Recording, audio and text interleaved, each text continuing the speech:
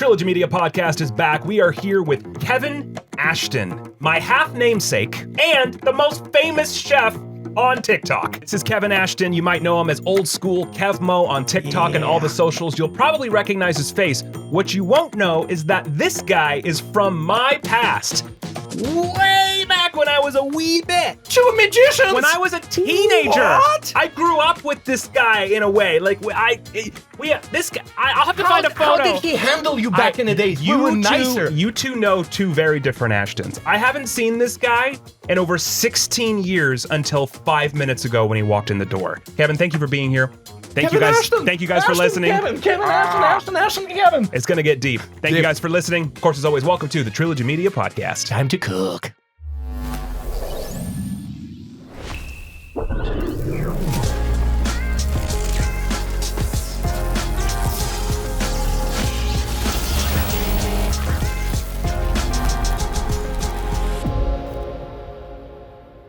What a treat.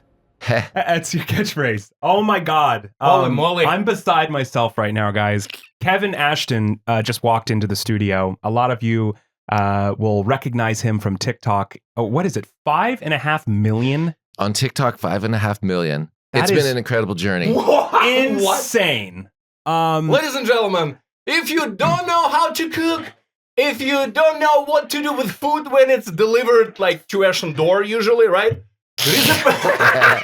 There is a person who's gonna show you how the magic works in the kitchen with a great personality. Kevin, Ashton. You guys are awesome. You guys are so kind. Thank you. First off, thank you for having me here. Thank you for being here. Like, it's such an exciting moment just to be here, to meet you, Art, and to see my great old friend Ashton. A lot of people won't even realize this. You'll recognize his face, his famous celebrity chef. I knew this guy back when I was a child. When I was, I think I met you probably when I was 14, 15, up until I left Reno when I was 19. And that was in 2009, and I probably saw you within the year of that. So it's been 16 years? It's been a long time. Since I've seen you, until 5 minutes ago, we walked in and we just started. Well, hold on so a second. I'm kind of beside myself right now. Can you just tell us how do you guys know each other? Like, what's going on? Through magic. Yeah, pick a card, any card. You know, that's where it all started. It was magic. You were a magician before. He was a great magician. I was. Where we really bonded was putting a magic show together. It was like Ashton versus Ashton. And I feel it's still the same way. You know, I was the older magician. He was younger. So I was like, hey, let me show you how to do it. And then, of course, he would one-up me every time and get it better. And I feel like, Ashton, you're still doing that in life today, my friend. You're fucking killing it. You're TikTok. Like, I didn't know. Obviously, I knew you were a chef. And I want to talk about the restaurant. All of that is going to come up. But I didn't know you did TikTok videos until maybe a year ago. Okay. Maybe. when did you start? I started when the pandemic hit. I left the restaurant because the restaurants shut down. Yeah. And I decided to retire as a chef. And I needed to still cook. Yeah. So TikTok was my avenue. You came up on my feed and I was like, I fucking know this guy. And then I clicked on your page. I'm like, oh my God, he's famous. Like, he's doing like, and then you just kept, and how TikTok is, the algorithm, you just keep popping up. And then like what it's like in the last like 6 months, your channel has just exploded. It's been a wild year. It just between everything, it's like something clicked. Yeah. Finally, you know, it's like you work at it and work at it. So you're trying to say you're not overnight success, my friend, right? Not overnight. No. I built it. Like I built people it. think, right? They do. Yeah. But it took me about 3 years to get just to 1 million followers. It took a long time, and I would post it every single day. It was like I kept dedication. At it, and then finally something kind of clicked, and it just started building, and it brought me to where I am now. I think I hate to say it, a lot of the fake accounts were posting my content, and that actually put me out to the world. Yeah, it helped me.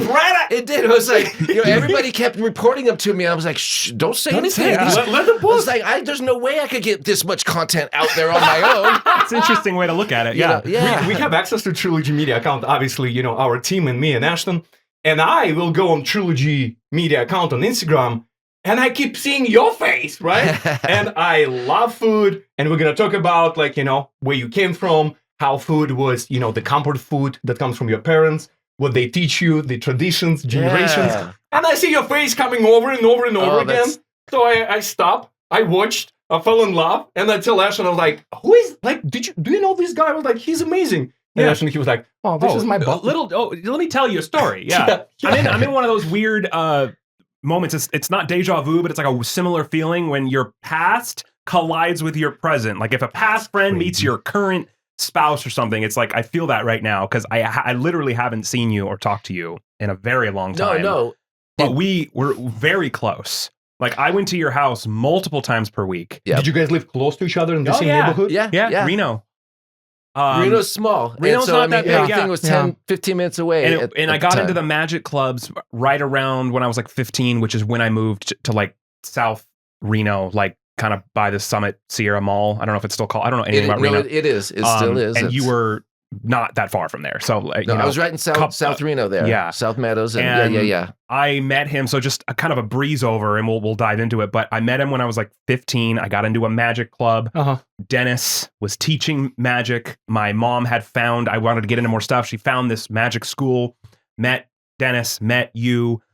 You and I clicked. We started putting a show together, and it's because of him. Remember how I always say I got my very first job doing magic at a restaurant when I was 14 or 15? Yeah. It's his parents' restaurant. He got me that job. So I him knew and I about that restaurant for so many years because I've been, every Tuesday night. It was like Tuesday nights. We go do We'd go do magic at Zozo's, which do they still own that restaurant? They finally retired. They finally sold that restaurant in 2022. Oh my God. A couple of years after I retired as a chef, and I finally left. And they stuck it out for another couple of years, and then they're retired and they're That's just great. living, But it's still living open, good. right? For It's them. still there. It's still there. Yeah, Just they sold, different owner. and new owners they carry on everything. Check it out. I don't. If the new owners are great, then hey, Zozo's. It's a good place. Zozo's It's still a good place, Restaurante in Reno, not downtown technically, kind of. Midtown knows what they call it. I'm all LA-ified with How the way I many addressed. nights Yeah. per week We did would it you guys? once a week, maybe Tuesdays or Wednesdays. One of And the two. how many nights would you work in that restaurant? Like how many days? I mean, Well, doing magic, it was once a week. okay, Every week. Him and I together. But would also, go you were a waiter. Remember, you told after me that. Yeah. After that, gotcha. So I got which I was far not qualified enough to be a waiter. I was a busser. I was a busser. He's honest. But I would like, believe it or not, I would make salads. And I would eat. So they had this thing in the very back. The very back room is where they had the best garlic bread on this flat, like whatever. Anytime I talk about food, I'm going to butcher everything. I don't know shit about cooking. But they had a flat little cooktop. You butter it, and I ate so much of their bread. I probably owe them some money, honestly. I ate so much of their bread. But I got to take home a meal every night. I would always get the lasagna because it was so freaking good. Anyway, I ended up bussing tables and working there for a while. But it was only because I met them and did magic there. Every Tuesday or I forget what night, him and I would go from like 6 to 9 at night, tableside, hopping around. It was magic with... We just work the room. Yeah. And we also were planning, because you guys had another, another room that we were planning. I don't know if it never really came to fruition, but we were putting a show together to like do in that room every week or something. It's like a parlor stage setting type of thing. I don't know how that all faded away. It kind of did, but I mean, we like you said, we still performed together. We did other gigs and stuff. We did, and we had a lot of fun. And God. it was like such a wild time. And the magic, there was no other restaurants doing that sort of thing. Shout out to your parents, right? Which I'm sorry, I'm forgetting. Sid and Judy. That's right. Yeah, Freaking Sid and Judy. Yeah, if I ever talk to them, or tell them thank you, because they were extremely pivotal in the formation of what I ended up doing. Like giving me that outlet to do that at such a young age is really risky, and you don't know if you can trust a fucking 14-year-old. Yeah. I'm 36 now. They gave me a place to work and they paid me to do it like I was in freaking heaven. What is the age gap between the two of you? How old are you, Kevin? I'm 55. 55. So you're 35. 36. Did I say 36? I am 35. Are you 35? So there was a 20-year. So I guess I was about 35 and you were about 15. So you were about my age. You drove, so you must have been 16. Yeah, I had probably I got my license on the day I turned 16. Yeah, and so but there was a 20-year age gap, which made it. So you were about my age now when you met me. We were doing it. Yeah, that's insane. Time is so scary, dude. You know what's interesting? Like I have a big brother, right? Older brother. I'm 41, he's 51, 10 years gap. Nothing in common, such a big gap. But when I was a teenager, right, I was like 10, he was already 20, right? Two different interests, two different worlds. Right. But I hang out only with older dudes, 10 years, 15 years older. So for me to have a friend who actually younger and not only end up being best friend and business partner and blah, blah, blah, this is like absolutely not me. It was for me always dating older girls. All my friends is older. And then this young Goomba 21, you know, like I met him, he was like literally. I was a good boy in high school. I didn't drink. I didn't party. I didn't do drugs. My thing was magic and making my little movies. Yeah. And I had my small group of friends from school, but outside of that, I spent most of my time with people that were a lot older than me. Yeah. The magic club was mostly, even at the time, guys in their 60s and 70s. And that's why it makes sense. So I kind of developed a natural, I don't know if you want to say maturity. It's maybe the wrong word to use on this channel, but a certain maturity of being an older soul. I wanted to be 18. I wanted to do my own thing. I wanted to get a job. I wanted to be on my own. And there was, you know, you're very charismatic, and there was like something very infectious about you. Like you were easy to hang out with. It's like I was the only kid in the group. Your age didn't matter. You were. And are we talking about this guy? I know, right? No, we described you two know two very different people. It's like I'm trying to like build up this like great person. I never knew a bad side of Ashton. I never knew him to be a bad kid or to be get out of line or do anything crazy. He always had great ideas. He was always motivated. And it's like that motivated me because by the time, you know, I was in my 30s, I was getting lazy. And it's like, you know, and that might have been the inspiration for us doing magic together. It was like, man, this is like, what an idea. And the fact that we shared this common name, Ashton, it just like worked. There was like, how could we not put this together in one way or another? I mean, we both love magic. We both named Ashton. There's got to be a verses in there. And it's going to be like the Dueling Magicians we were going to do. Like, putting. I remember so many different like aspects of the show we were putting together and the tricks we were doing. And it was a really cool time. We spent so much time in your garage. That was running the rehearsals, doing all the different Hey, we know historically how many amazing things, including Google, happened in the garage, right? So something good happened in the garage. I mean, you guys been creating stuff. Yeah, and just in that network, I mean, there was a network of, I don't know, maybe 24 guys that were regularly attending this magic club. Most of them were 60s or 70s. It didn't matter. We all shared this genuine passion for magic. Did you guys have like a big crowd? Like when people start knowing you and coming to your shows, did you gain some I think publicity? At the restaurant, you know, how long did we do that? We started building up a crowd at if it was Tuesday or Wednesday nights. I'm with you. I don't remember the exact night, but it was like those nights were getting busier. Yeah, because they knew we were going to be in there, and they knew we'd do tricks, and they would request. We tell people, hey, we're here every Wednesday or whatever. Come back, and that's never been happened before, right? Yeah, so it's like something new. It just slowly built, and I know other people wanted to kind of get on that a little bit, but it was like, no, this is our gig, you know. This is like it's like, hey, well, and it was your family restaurant. Like, thank you for allowing me into it, because you were perfectly qualified to just do that on your own, but you let me like join in. And you know how that started was I'd be in the kitchen and people would invite me out to the table and say, oh, we want to thank the chef tonight. So I'd go out there and everything was great. We really enjoyed it. Oh, thank you. Hey, while we're all talking here, I reach into my pocket and just do some sort of quick little trick. And they just love it. And it was just like, oh my God, they just made our night, you know? So I just kind of started doing that a little bit more and more. And then when you and I started doing magic together, I remember telling my parents, like, hey, you think like Ashton could come in one night? Because I think you'd met him. And do you think Ashton could come in one night and like do magic with me?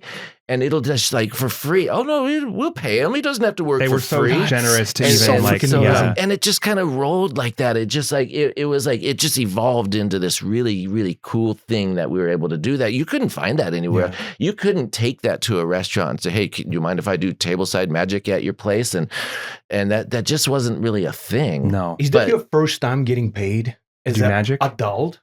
Yeah, I mean, right? Is that your like first official paycheck? I was doing close up like that for a while, and then I started doing like marketing for like birthday parties and stuff. So that came with time. From basically 15 to 19 is basically that's all I would do. So yeah, I can't remember how it lined up with like me booking like birthday parties or this or that. But basically, yeah, you it were was a clown? Yeah, pretty much. That's what you do for a living right now. Being a clown. Face painting, yeah, whatever exactly. it took, you know? So how is double name Kevin/Ashton? what do you mean? How is double name? No, because What kind of question is that? no, because it's very unusual where I came from. We don't have double names. That's why I'm asking. Ashton is his last name. Ashton, it's a last name? Yes. That's why we call him Kevin Ashton. No, Art Kulik. no, Ashton Bingham. no. I'm gonna explain it to you Art's mind is blown right now. because where we came from, like my middle name is Vladimirovich. It's middle name after the first name of my father, right? So Art Vlad. So on the channel I will be Vlad. So that's why I was like, you know how you can have like double names in America? I guess, but no. His So last I name's literally Ashton. thought it was like your two names, Kevin and Ashton. I said, well, we have middle names too. Yeah. No, I know. That's why I was like, is that come from? Yeah, Gotcha. Kevin Grant, if you want to go there. Here we go. Wow. Kevin Kevin Grant Ashton. Yeah. That's it. That's And crazy. even, I mean, still not, Ashton is not that common of a name now, but definitely not even 10 years ago. But just to meet somebody who had a half namesake like that was already kind of and rare. working together. And working and together doing and doing things magic. together. Yeah, And yeah. It was neat. There is something magical about You are the first Ashton I'd ever met. There was it was rare for me to meet somebody with the last name Ashton. Never met anybody with the first name. well, So the opposite is the same for me. I Have never you met with anybody who like this is No. my first time meeting somebody who last name will be as a first name Ashton. Well, I mean, some people have last names that could also be first names, but I had never met a person with Ashton as the last name. I thought that Because was your very- first name is Ashton. Right. Wow. and somehow I swear there's a connection just in the name Yeah. alone. Just the name alone. That made Yeah. it That- work. But maybe what sparked us to even first start like really hanging out or talking or whatever, like sharing. Right. What's your name? Oh, my name is Ashton. Oh, that's my last name. Huh? Yeah. Boom. Yeah, it was a odd connection.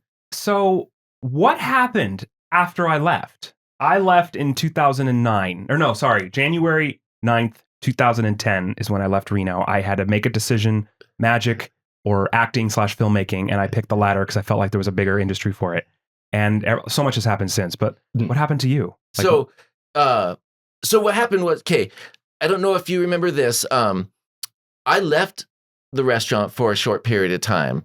well, because when and- we did magic, you weren't working there as a chef, if I remember correctly. You had prior to that. Right. But I think I left and I put together an educational magic show.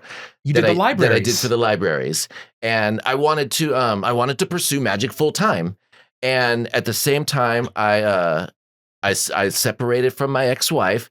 And at that point I realized I can't be this on-call magician. I can't go sell myself and have someone call me Friday afternoon. Hey, are you available tonight? And I say, well, let me see if I can get a sitter. Mhm. You know, it just didn't work. So I wound up going back to the restaurant in around 2011. I worked some other chef jobs. And I went back to the restaurant and I stayed there until the pandemic hit in 2020. So I just went back and I didn't do any more magic. Once I went back there, I still did magic, Mhm. but not at the restaurant. I changed that whole vibe up and I was just really concentrating on cooking.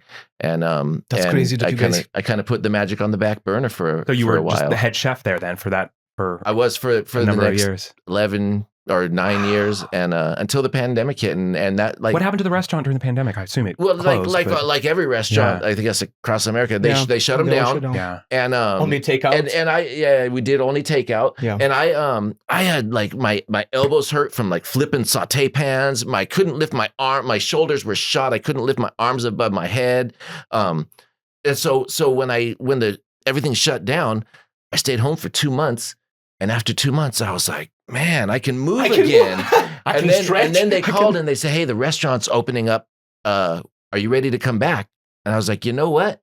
No. No. I'm like, I feel good for the first time in a decade. Wow. And I'm like, I'm not going to go hurt myself again. So I retired as a chef. I did go back. I worked as the host for another year. And then I left completely. And at that point, I had started my TikTok, during that pandemic period. What influenced made you want to What post made on you do TikTok? that? Like, how did that come My about? kids did How TikTok. old are they now? What? Carly and Kenna. And Kenna.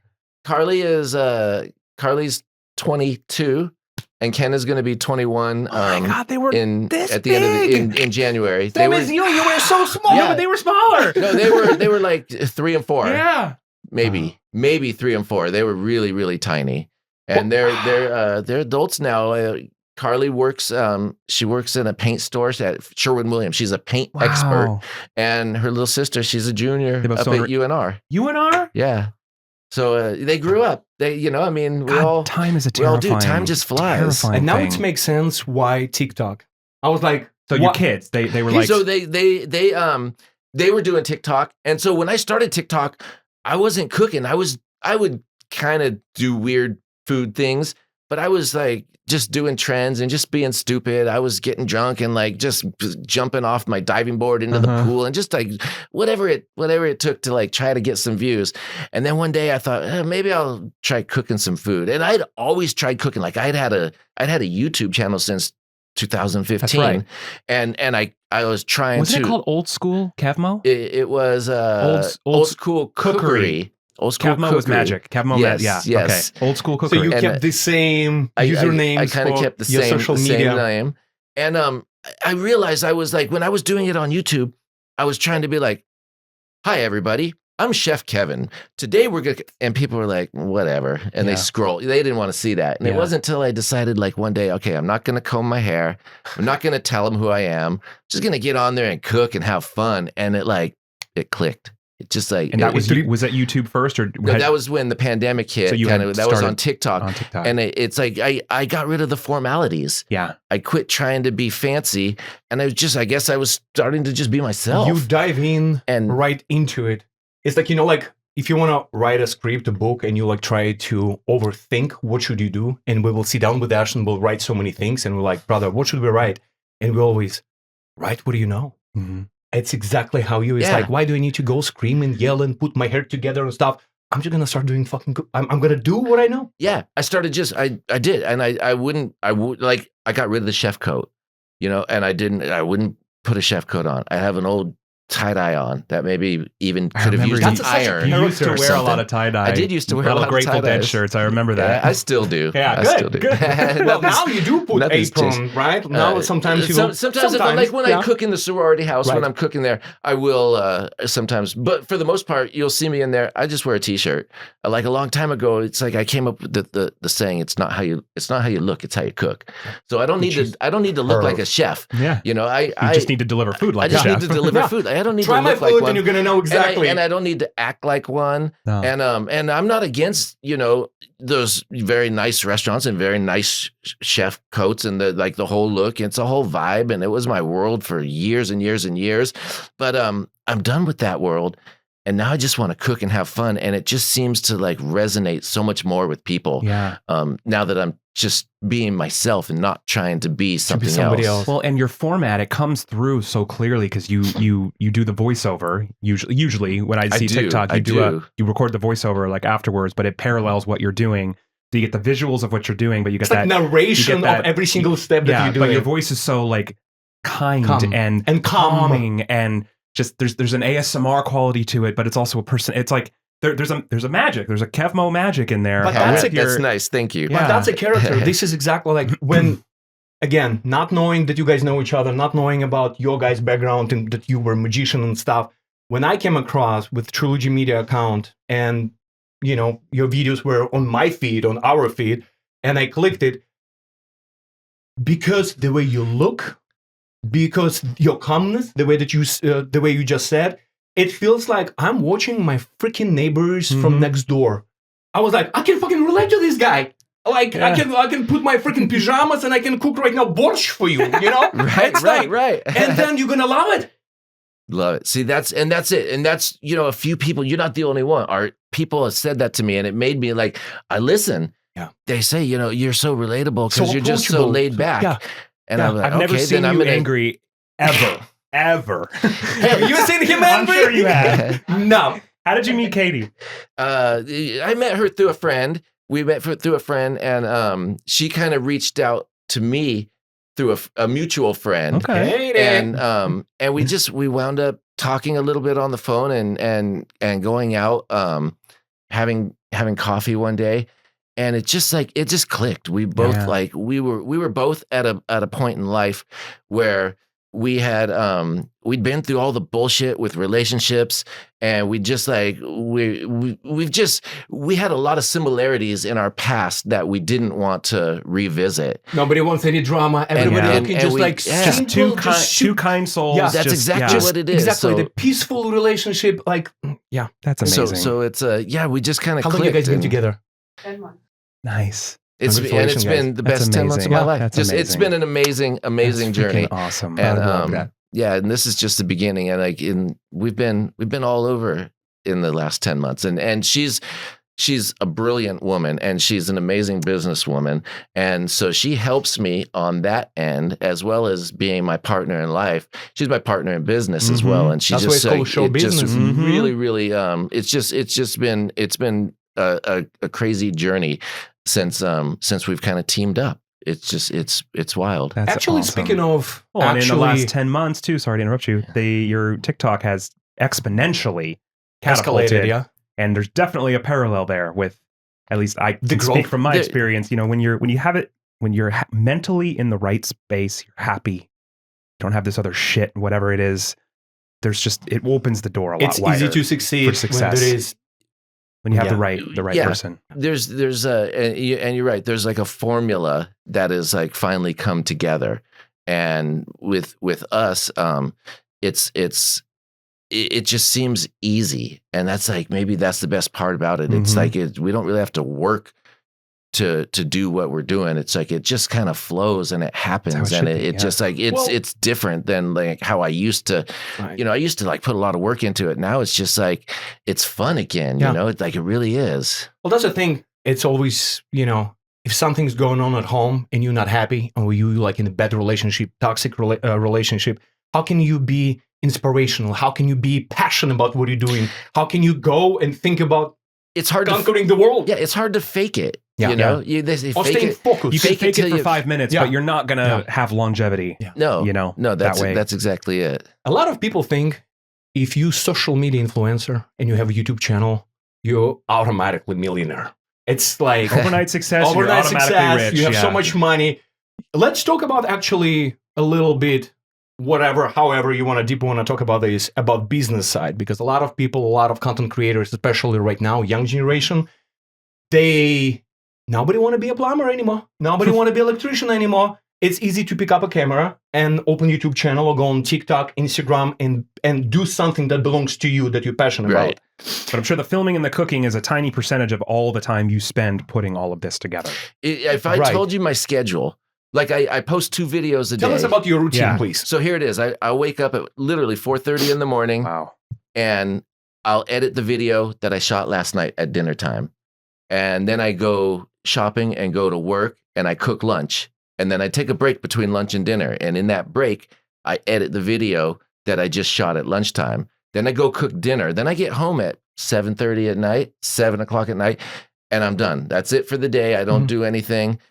I go to bed, I eat dinner and go to bed. And then the next morning I'm back up at 4:30 editing the dinner I just filmed the night before. So it's literally, I'm from like 4:30 in the morning until 7:30 at night. And it's 7 days a week. And I post 2 videos a day, and now you commit to it. And financially, there's cost involved there. Yeah. I mean, it's like all that food doesn't come for free. Right. Yeah. And I know, there's people out there, dance videos. I mean, you can dance for free, but you can't cook for free. You can cook for free. And people think, like you say, you get millions of views and they automatically think you're going to be a millionaire. That's like, there's a lot more to that monetization, as you guys very well know. It doesn't, it's just not that easy. Right. How is your sponsorship? Do you have sponsors? Do you have somebody that you work with? I don't. I've had some great collaborations that I've done, but I find that people don't watch me for that, and they get angry at me, like, oh, you're trying to make money. How dare you? God forbid you try to make money, And I don't mean that in a bad way, but they do. Yeah, so I find my success is better when I don't do a collaboration. My videos tend to get more views. Well, if I team up. Make money besides getting views? Do you have Patreon? Is it anything that we can plug? So right now, I just dropped a brand new website. So here's the thing. Yeah, let's talk about Everybody that. for years has been asking me to put out a cookbook. And so I finally through Katie and through some people that she actually worked with, a great team of people, we put together my digital cookbook. Okay, so it's online. It's kevmoskitchen.com, kevmoskitchen.com. Here we go. You know what it's your camera. I know where it is. There you It's go. right there. I'm not finally using it. Okay, so the cool thing about this particular cookbook is it's fully functioning. Here's the great thing. The catalog is already there. I have 1,600 cooking videos that I've made and put up online. Jeez. And so what we're doing now is we're in the process of converting every one of those videos into a recipe that feeds 4 to 6 people. So now I think we have about 120 recipes in what we call the vault, and we're adding more every single week by simply going to the content I already have out there. And so we're going to take these recipes. We create a shopping list for you. We create a meal plan for you. Let you put the meals that you want. Everything is generated for you. It's very really smart. simple. If you want to know how to do the recipe, So you simply organized. click on the video, which has already been made, and you can follow along. It's super easy to navigate through the website. And it's just like, that's how I'm trying to just make a few extra dollars right now. How do people, do they subscribe to it? So Or you how does that work? subscribe. It's kevmoskitchen.com. I'm right there right now. And That's you can subscribe. If you want to just try it out, it's $7 a month. It's like a cup of coffee at Starbucks, right? Yeah. If you want to do a yearly subscription, it's $60 a year, $60 annually. It's $5 a month. That's like a small cup of coffee People from Starbucks. going- Like literally, it's. I mean, so the idea was to make it very reasonable and not make it something like super expensive. And then there's benefits to this. We do giveaways. We give away different products and shirts from the merchandise that I have, which we're gonna get to that here in a few minutes because I brought a few treats for you guys today. Yeah, so sweet. So then we do once a week. We're doing a live, what do we call a live cook along, to where it's exclusive only to the members on the site, and they can come cook with me. And like we put out what I'm going to be cooking ahead of time with a shopping list, so they can go buy the ingredients and get all ready, and then they can come and set up when I go live. They're live and they have everything ready, and we cook the dishes together. And Is this your it's fully influence? interactive. The business whole structure of this business was It is. I mean, I give her 100% of the credit. It's like when I was talking cookbook, I was talking a hard covered book. Right.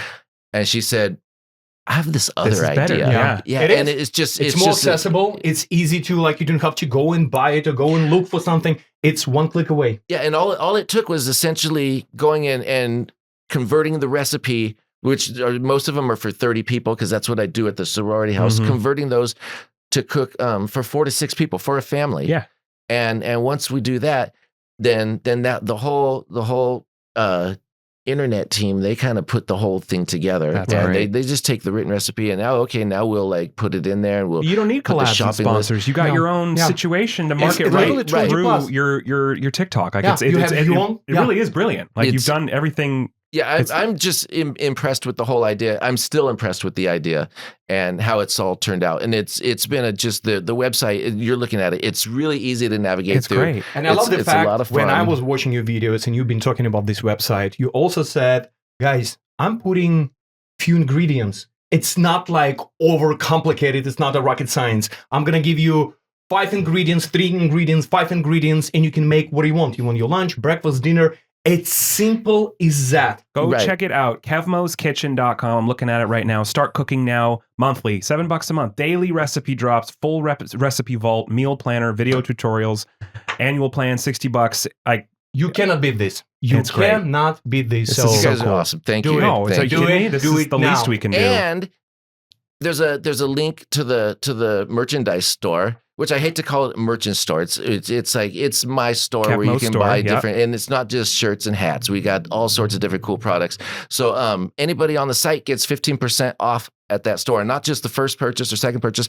Every purchase they make, they get whatever they want. So I brought a few things for you guys Oh here. my gosh. And I only had I'm gonna bring these out here. oh boy. Oh my God, so kind So of you. I got Go. I feature this olive oil. Oh, So I I brought you literally guys- just was looking on a You're gonna website. take guys some all of this olive home, oil. aren't you? Oh yeah, of course. And I'm gonna drink this olive oil right now. That's so cool. and Honey.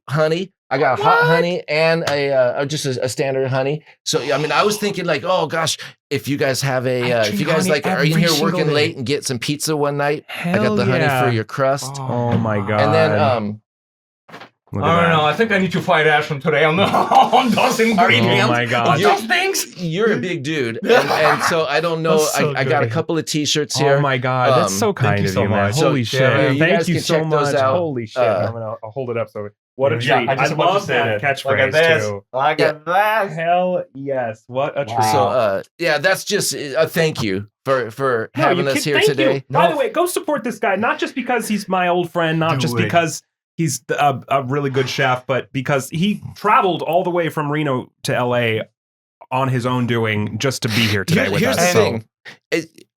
Ashton reached out and said, "What are the chances we can get you on the podcast?" And I said, I wasn't quite sure if that was going to be like over a Zoom, we'd do it on the phone, or in studio. And I asked him just for a quick second, I forget how the conversation went, but he said, "What are the chances of getting you down here to Marina Del Rey?"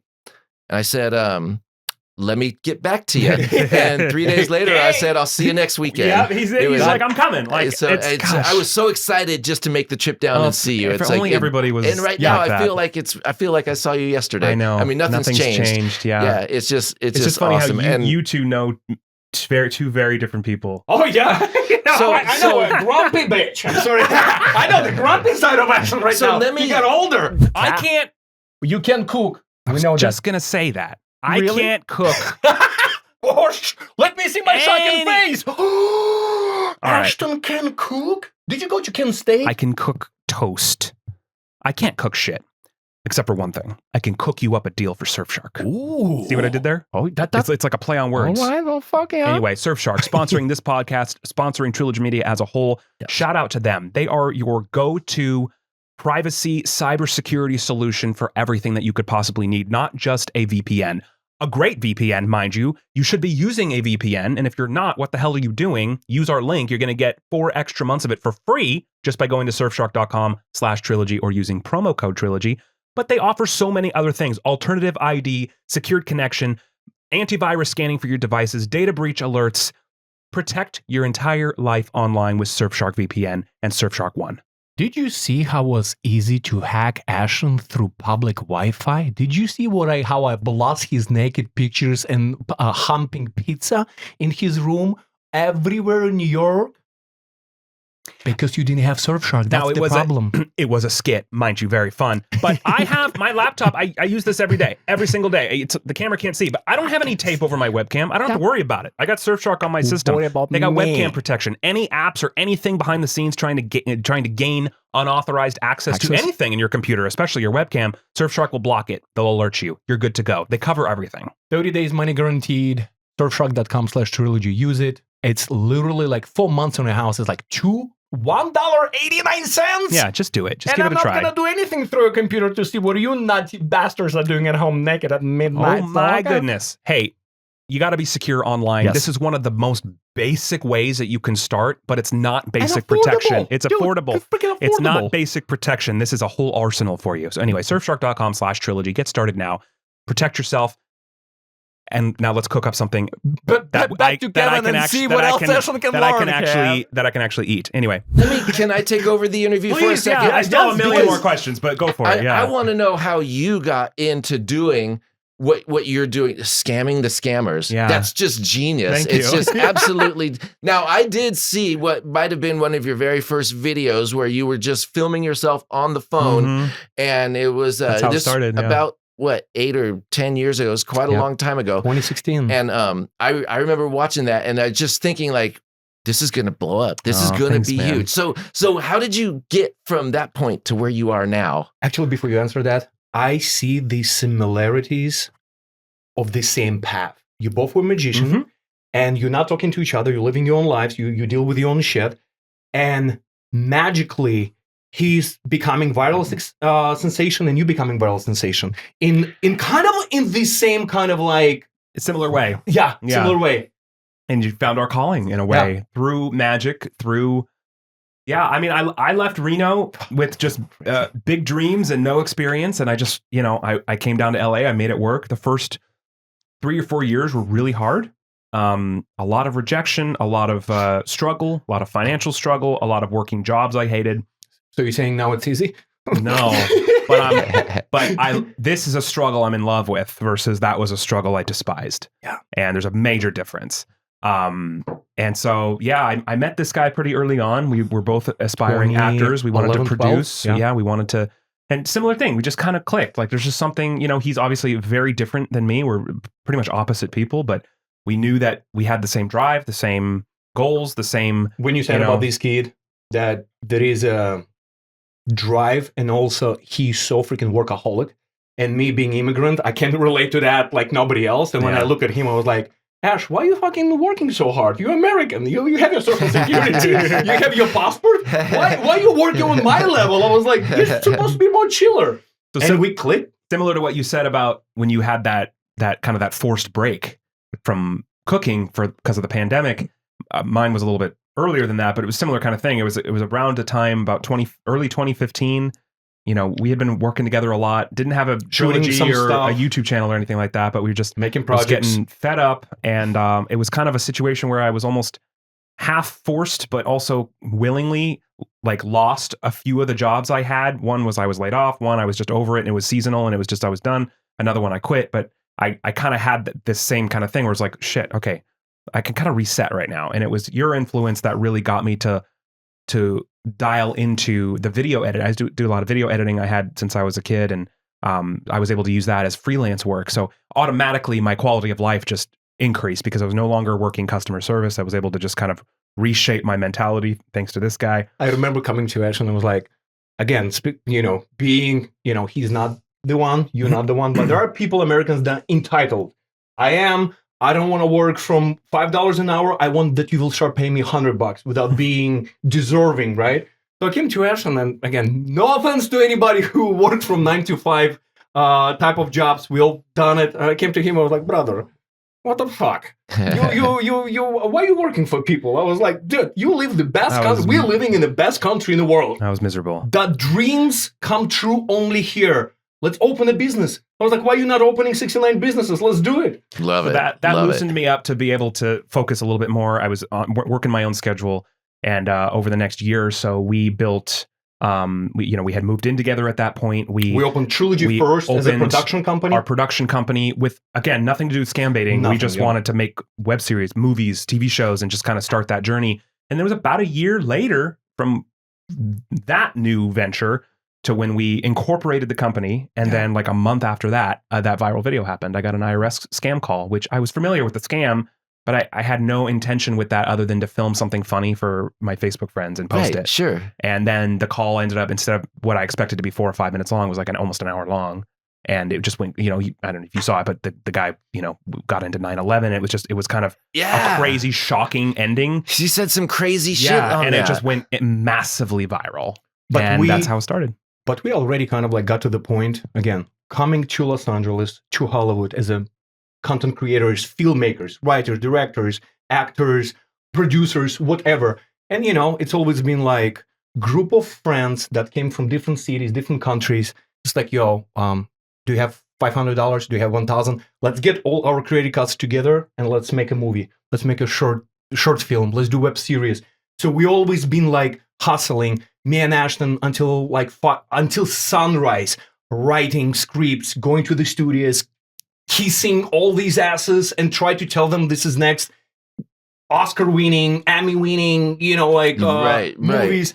And we got to the point, it's got so fucking political. We were driving to investor meeting in Malibu, that family loaded with money. And as we're driving, Ashton was driving, I was on passenger seat. I receive a call with the person who set this meeting with these investors to invest in one of our scripts. And while we're driving, they're like, hey guys, you haven't arrived yet, right? I was like, no, what's up? Listen, the person, he's older guy, a lot of money. He want to know if you're Republican or Democrat. Huh. And I was like, what the fuck are you talking about? I was like, we're going with the script. Well, what it has to do with with the movies? Well, they pro-democratic, and they don't want, if you Republican or whatever, that invest money in different view and party. And we got back home after this meeting, and I remember, and we're already living together with Ashton. I was like, Ashton, fuck this shit. I was like, I'm so over it. I was like, let's do something. Let's go on YouTube. Let's make our own series. Let's do stuff. And we start thinking about try to find our identity, right? We start making like things and skits, and then viral video happened, and then everything just clicked. It's Impractical Jokers online with entertainment and passion and education. And we just never stopped. And now, same thing. We're just, we ride the wave. Ride the wave. You take it. You never stop. You keep going. And that's the thing. You can't stop. Yeah. I mean, once it starts, you stop. You can lose it all. Yeah. It just people get on board and they don't want to stop. Yeah. So that's like, as long as you continue, they'll continue to be right there with you. We just got back after filming our national television TV show, which is Scammed Getting Even. That is right now out already on Fox Nation. Yeah, congratulations on that too. By the way, that's awesome. Thank you so much. Yeah, I tell everybody I know. I post that up constantly. So I put a little post up this morning about it. Oh, and, you're the best. Yeah, oh well, it's been a life-changing year. We gotta support each other, Absolutely. man. We're gonna plug the shit out of this, and I for some reason I don't know if I just forgot or what, but your YouTube is huge too. You have 1.5 million subscribers on YouTube. That's insane. It's been a crazy ride. Do you upload both like simultaneously to TikTok and YouTube, or do you curate the videos differently for the different platforms? I do one video, I put it on YouTube, TikTok, Instagram, and Facebook. Yeah. And that's it. So one video, 4 platforms. And that's what I do. That's where I'm at right now. God, you've been grinding. Look at this. And I used to do it different. I used to try to make them long format for YouTube, just to mix it up. And then I would think about, well, maybe for like Instagram, I should do shorts. And it was just like, it was too much work trying to like make you. So I just figured, okay, I'm just going to do. If you find what works for your algorithm, then you just do it. And that's what I did. I just decided at one point, I'm just going to do one, post it on everything. And, it might earn a little bit more on this platform, but a little bit less on that platform because of the long format short, but it's like, but it was one video. It was easy. And now it's just, it's worked. And it's kind of, it's helped me grow my platforms on. Are you promoting Kevmo's Kitchen in the videos in any way, or is that going to come? I talk about it. And, that's how I find out about this. I try not to throw it in, drive it down the throat, face because again, it's short. It's like a minute video or whatever. But I do. I'm starting now to put in my caption. Get the full recipe on Kevmo'sKitchen.com. Yeah, and I let them know. But that's good. But it's like it's a slow growth. If I could just get a few more subscribers every week, then I'm happy. I'm not trying to do it all overnight. We're going to send several your way, and I think there's we could even we could license cooking videos from you for Trilogy Plus too, and just everybody. The funny thing is everybody likes to eat. Like what we do, everybody likes to eat, and everybody's gotten them damn phone calls. Hates scammers. Hate scammers. Yeah. So number one question that haven't been asked: can you tell us how did you learn to cook? Tell us about that passion. This is what I've been cooking my whole life, like literally since I was a little kid. I would say probably my grandparents. That's where it started. And my story goes. I tell people when I was young, like 4 or 5 years old, and I'd be at my grandma's house, and that's where like all my cousins would get together, and we'd have some friends that lived in the neighborhood and other young kids, and they would all be outside, and they'd like be playing with their Tonka trucks, and I'd be inside playing with Tupperware. That was me, literally. So I would my grandmother had this big staircase, and I would take the Tupperware and I put it on different stairs, and I pretend I'm cooking, and it was like my imaginary restaurant, Wow. And I would serve my imaginary friends like. Not realizing that this would like become my life's passion. Speaking of visualization, and we talk about this so much. Yeah. You were already living like 20, 30 years ago. You already had what you have today. Yeah, it was just, I couldn't imagine doing anything else. When people say, I eventually went to culinary school and learned the professional side of cooking, but my passion for it started when I was just just a young kid. It really, I mean, this has been my entire life has been food. So was it just a coincidence that your parents ended up opening a restaurant? Or No, how did that all happen? The joke was that they bought me a restaurant for Christmas, which was they didn't. It was their restaurant. Yeah, it was always their restaurant. Did you ever want to have your own? Of course, yeah, I did. But after spending decades in the business and with my parents, I decided that's way more work than I want. I can't even fathom how much work that is. It's an incredible amount of work. It's a grind. They say if you want to be a chef or you want to be in the restaurant business, plan on giving up nights, weekends, and holidays. And raising kids. Yeah, that's when you see your kids are in school during the day. And your only time with them is nights, weekends, and holidays. And sadly, I gave up that time when I was younger, and I have a much better relationship with my kids now. But I missed a lot of soccer games. I missed a lot of violin recitals. I missed a lot of different things when that you're happen. Providing, though, you can't fault yourself for that. No, and I don't. And I've learned that that's just life, and that was the career I chose. And I don't look back and no regrets. Career and success never come for free. You have to pay with something. No, you do. With your time, with the sacrificing, with not seeing people, missing holidays, like you said. Right. And it's like the busiest nights is when it's a holiday season. It's when everybody is out with their own families while your family is waiting until when you're gonna close the restaurant. But you make this amount of money that will put them through college or something. It's again like, people always think like success, it's not only easy, but it comes for free. No, it's not. Yeah, no, it's hard work. It's long hours. But the great thing is I look at where I'm at now and I can travel anywhere I want, pretty much anytime I want. And I just, it's like everything I've worked for my whole life is like come to fruition now. And life is really, really good. And you still work at a sorority house. I work at a sorority house. Explain that, because that's so unique. And I like explain that to someone. So I never knew this sort of job even existed. Neither did I. I when I was after a couple of years after I left the restaurant industry, and it'd been a couple of years now, and I'd been doing my TikTok, and I was successful on my TikTok, and that's all I was doing at the time was maybe I had started a YouTube, but for the most part it was a TikTok. I wanted to be TikTok famous. That was my goal. So I'm just tooting along with that, and it's about mid to the end of 2022, and I get a message from a friend. She was an alum from the sorority I work at, Pi Beta Phi. It's the Pi Phi house. Is that UNR? That's UNR. Okay. So, but they're a private house off campus, so it's not actually school sponsored. Exactly. Yeah. I don't work for a lot of people think I work for the university. I work for the Pi Beta Phi Corporation. Gotcha. So she sent me a message and she said, "Hey, we lost our chef.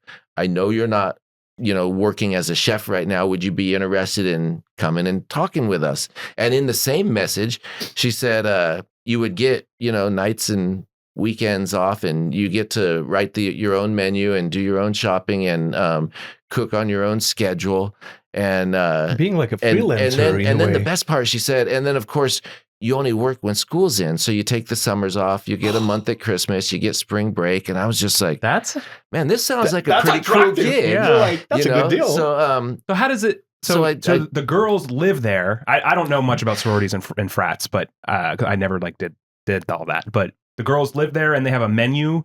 So you make a menu for them? I write a menu every single week, and I put it out on a Google Doc, and they all sign up for what they want or don't want, and then they send it back to me. So come Monday, I know what everybody's going to eat. I know what the menu is for the week because I wrote it.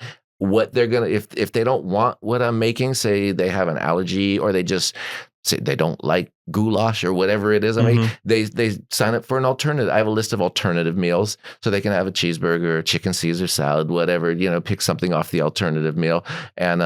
And so they basically eat what I make them, or if they don't like a certain ingredient, they just, we're having burgers tonight, I'll have mine, but no tomato.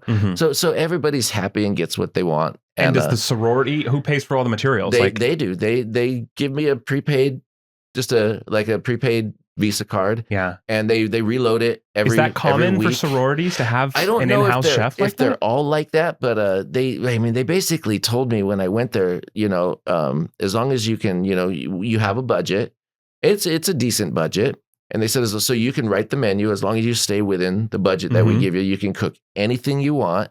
And the girls eat lunch at 11:30 and dinner at 5. So you could, if you could come in at 11 and have lunch ready by 11:30, fine. If you need to come in at 8 in the morning to have it ready by 11, whatever. They're like, we don't care what hours you work. Just this is when lunch is. This is when dinner is. This is how much money you have to do it. If you can do that, the job is yours. And it's Monday through Friday?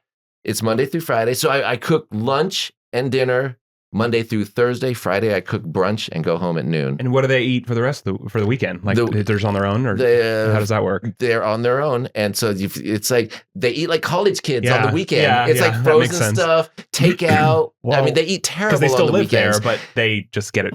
They handle themselves. Yeah, they're not allowed to go in my kitchen and cook. Right. So they have microwaves and air fryers.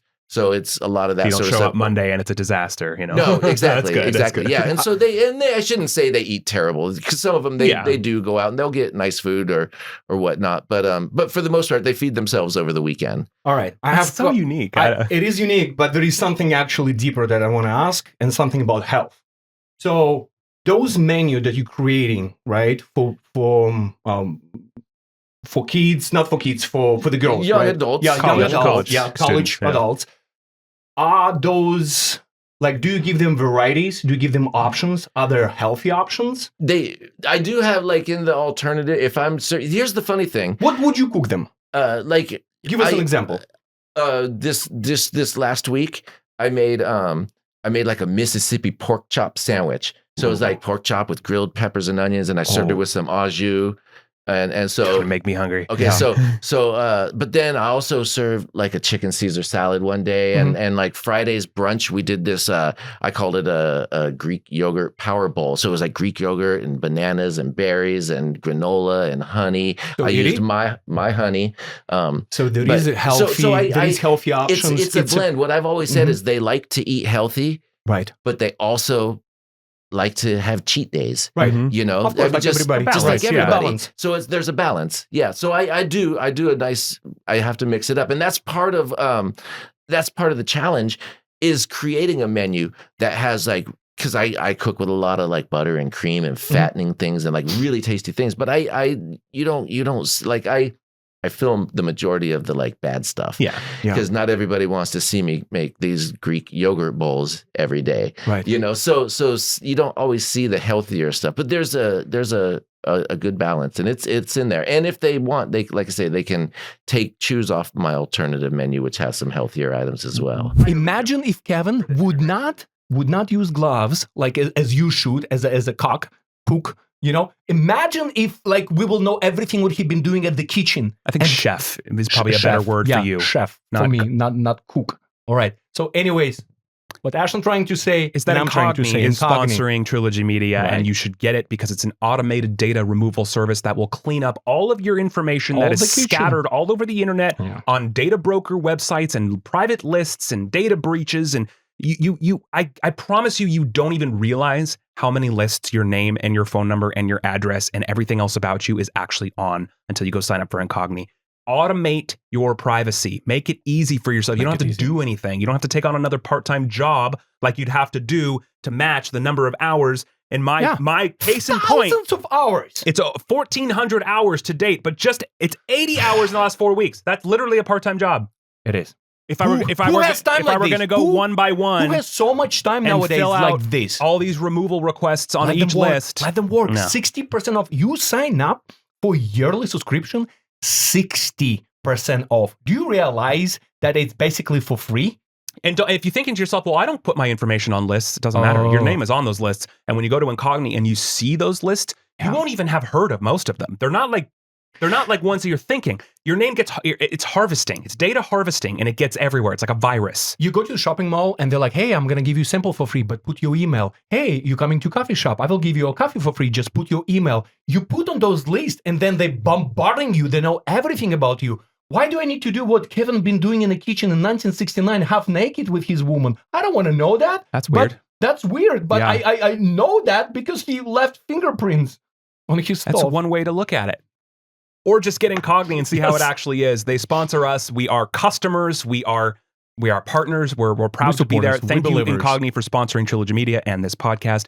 Go to incogni.com/trilogy. You're going to get 60% off 60% off for an entire year. Who does that? It's Incogni a no-brainer. does that. Go check it out right now. And thanks again, Incogni, for sponsoring. You supporting them, you supporting us. Indeed. We love you. It's All right. 69, you and me. We are so 69. We love you. Ciao. Bye-bye. Now let's continue, Ashton, to educating about food. I know everything there is about food. You know I put it in my everything about mouth. Well, that leads me to something that it's, again, there are great things in every single country, but there are some weaknesses. And I only can speak only from my perspective, people from Europe. But as us Europeans or wherever we came from Europe, from Asia, from anywhere in the world, everybody will have the same opinion how bad in public school food is. What is your opinion about how horrible? It's not bad. It's fucking horrible what they feed kids in the school. This is what you're describing right now. This is like a luxury. You're talking about public school versus a private university. Right, exactly, you know, but, exactly. But still. Yeah. So, you know what? There's it probably boils down to money. The schools just don't get funded, you know, to serve. They have to buy. The majority of them are buying through these large corporations, these large companies that like food service companies. Yeah. And so they're bringing in pre-cooked, pre-made meals that are just like basically heat and serve. Nothing is fresh. So even the salads that they might have, if they have a salad one day, is going to be sprayed down with all these preservatives on it so it doesn't turn brown on you. And there's just like, it's hard. I mean, the budget's just not there unfortunately, for our kids who like, you know, we force them to go to school, and then we force them to pay for their meals, and we force them to eat shit. Yeah. And it's terrible. It's like the system really needs a huge revamp. And I personally don't know how to do that, you know, but it's something that should be talked about. It's a conversation that needs to be had. Yeah. But you don't agree about this unhealthy food that we're giving to bodies that to kids that still bodies developing, and you put from chemicals, from so much sugar to so much sodium, all these junk food that kids consuming through public educational system, and then so many problems is getting out, from diabetes to a lot of health issues. Right. It's I hate to say it, it's like an American standard. It's just how it's been for so long. It's like, I don't know how you change break this cycle. You know, you have to break the cycle, and that's the conversation that has to be had. How do you go in and change this nationwide? You know, it's money's a huge thing, the funding. I mean, it's like if the schools had more money, they could. Right now, they're not even these people that are working there. They're food service workers. They're not necessarily chefs. They're just in there to reheat and serve. Yeah. But Kevin, it's not about money. For the budget, it's been so many, especially right now when like social media, healthy fitness influencer will take McDonald's, Coca-Cola. They will take everything, like, you know, that yogurt that is 29% of sugar. Instead of plain yogurt, they will put, you know, vanilla or something. They will take the same budget and they will create exactly like this healthy option. You know how much of a disaster it is? In 2007, anybody could have gone to a restaurant in Reno and paid for a salad that I made.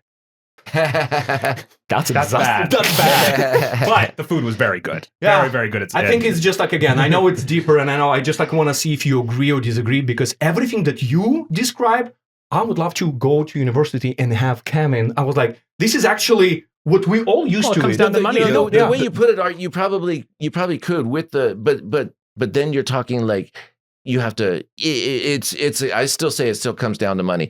The sorority students are paying to be there. If you do want to take the same budget and serve nicer food, now you're going to need a qualified chef who knows how to create those dishes. Yeah. You know, and who's going to pay for that chef? Exactly. Who's going to be and who, you know, what chef is going to work for a school lunch lady salary? You know, it's so hard to just put it all together on the same page. You can either read this book or you can read that book, but man, the two books need to come together in the middle somehow to make it work. What is your comfort food? What do you eat? I'm just going to say, give us more food porn. What do you like to cook? What's your favorite kind of thing to? And what do you hate? If there's anything you hate, I absolutely love pizza. I love Good. tacos. When I was Good in, boy. I was in New York for 2 days, had 3 slices of pizza. Nice. Okay, so I didn't hesitate in that department. Love tacos because you can make all sorts of different kinds of tacos. With different feelings, with different like it's just different styles, different fillings, different shells. I mean, there's just it's endless. Even breakfast, lunch, and dinner. You know, I like a good breakfast taco. What would be your perfect breakfast for yourself? What do you eat in the morning when you wake up? I eat terrible. I eat like bacon and sausage every day. I do. You doesn't look like you eat a lot of bacon and sausage. But I do. I'm not a great eater, so I'm not a great example of like health when it comes to food. I eat. I love a breakfast sandwich. I love my carbs. Okay, what I don't eat, and I love that when people ask me this. Absolutely hate truffles. Hate truffles. Hate truffle oil. Truffle oil is the worst thing that's ever like hit this earth. It's just terrible. It's so astringent to me, right? You know, but other people they hate cilantro. I love it. I'll put it on everything. You know, so it's all selective, and it's like it's to each their own, and I'm okay with that. I always say there's no rules in cooking. You know, I don't like truffle oil, and that's okay. And if you don't like cilantro, that's okay too. You know, so it's really a personal preference. But truffles I don't eat, and I don't eat oysters either. And so those are my two no-nos. How did you adjust that nowadays, again, with all these new technologies that we can go and get allergy tests and we would know why all these 20, 30 years I've been suffering. I'm not talking about myself. I'm speaking in general of people who has allergies, who is gluten, that gluten can kill you, that you can go to hospital, or you can do dairy and stuff. How did you adjust right now your menu and new, I would not say it's a new wave. It's always been there, but nobody talk about it. And now we finally know what's good for you and what's killing you and what's not. How did you adjust cooking this way that customers will tell you, Kevin, I would love that this pizza, the crust will be cauliflower. I want that it will come from this and this. Yes. So I do that like at the house now. I try to cook for everybody. So, and I do have, this semester, I have a couple girls who are gluten-free. I have a couple that are dairy-free. Yeah. I've had vegans in the past. I've had one that was allergic to soybean oil. And that's a tough one because there's soybean oil in everything. So this, like, it really takes, when you have those sort of allergies, you have to be diligent in reading ingredients and know, like, just a bag of potato chips, your Lay's potato chips, soybean oil. Yeah. Most of your potato chips are fried in soybean oil. There's just different salad dressings, soybean oil. I make my own and I don't use the soybean oil. I also have peanut allergies. So there's like, it's tough. Like if I want to do a pasta night, and the cross contamination, you can't like use it. You gotta be so careful. And so it's like, and I try to, I don't just, if something is so terrible, if like my gluten-free, dairy-free girl and it's manicotti night, it's like pasta is cheese filling. It's like, all right, you're gonna have a chicken Caesar tonight. I just can't do it tonight, you know? Yeah. But for the most part, if I can do a substitute, I can use gluten-free pasta.